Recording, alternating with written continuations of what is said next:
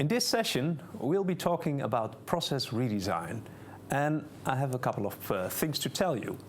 First of all, process redesign is a really exciting part of process management. Until now, you have done a lot of hard work. You've been thinking about which processes to manage actively and also what these processes, what they look like, and capturing them in a process model. On top of that, you've been busy with analyzing processes, and now is the time to really get to the core of process management, and that is, how can we improve these processes? How can we make them perform better? And to me, that's a very satisfactory part of process management. By the end of the session, I hope that you will understand why process redesign is important at all. Secondly, I hope to give you an idea what process redesign really is all about. So let's get started. Why process redesign? To give you an idea of why process redesign is so important, let's take a look at a process in a little bit more detail. Because a process is a highly complex artifact. As you know, a process consists of all kinds of tasks, and these tasks are related to one another in all kinds of intricate ways. On top of that, you have people performing roles in these processes, executing parts of them and overseeing other parts. And then to top it all off, we have IT systems. And it is not uncommon that in a particular process you may have dozens of IT systems that play one role or the other. Now, if you consider such a complex artifact of a process, you will not find it surprising, perhaps, that it is very difficult for people to get an overview of what that process is really about.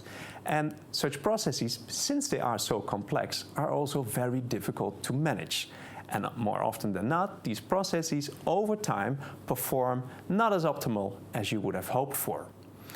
The IT systems, which I already mentioned, exacerbate the situation because these IT systems have often been designed independently of each other. It is difficult to transfer information from one IT system to the other, and these systems are very poorly manageable.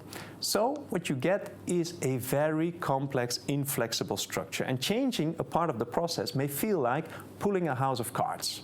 Now, what that leads to is that you have a process which has been designed perhaps consciously at some point in time, but now has become very difficult to manage and very difficult to change. But change is a necessity. Things change. The demands of your customer change.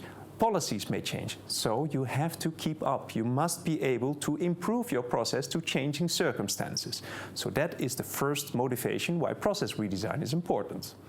There's also a more optimistic view on this. And what I'm going to do now is to explain to you the Utterback-Abernathy phase model. And if you are sitting together with your friends tonight and they've been asking you what you've been doing today, tell them that you have been studying the Utterback-Abernathy phase model. I'm sure they will be much impressed. The model basically tells that it is relatively easy for organizations to enter a new market with a new product. And for quite some time, they can keep on innovating their products. Think about the iPhone that Apple put into the market and where they still manage to come up with exciting new versions. Well, that can go so far until such a stage that there are so many competitors and there are so many substitute products that it's difficult to keep on innovating on these products. Process redesign tries to ride a second wave. The second wave of not improving on product, but improving by process. Think about Amazon. Amazon is delivering the same stuff for over years, but they keep on innovating about the process. They were the organization that invented one order click.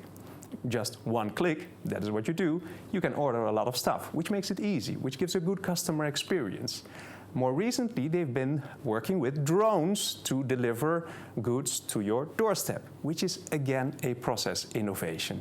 So this is the more optimistic view of why process redesign is so important. It can help organizations to keep on innovating.